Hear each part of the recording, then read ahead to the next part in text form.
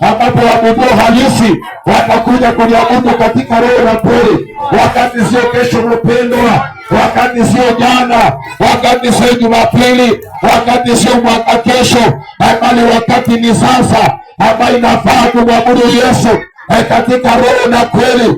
Wakati ndio sasa, sio wakati mwingine. Hapana, wakati ndio sasa ambao unastahili kuabudiwa, ambayo mimi na wewe tunastahili kuamka kwenye viti, unastahili kuamka usingizini, tupate kumwabudu Yesu, tutangaze sifa zake, tutangaze wema wake, tutangaze fadhili zake, tutangaze nguvu zake, kwa maana anastahili yeye, anastahili kuinuliwa, anastahili kuabudiwa kwa kila wakati.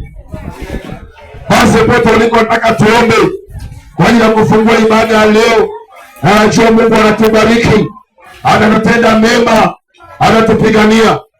Bwana Yesu Mfalme, tunakushukuru Bwana jioni ya leo, tunaliinua jina lako mtakatifu wa takatifu. Wewe umeinuliwa zaidi ya miungu yote, umetukuka kote kote duniani.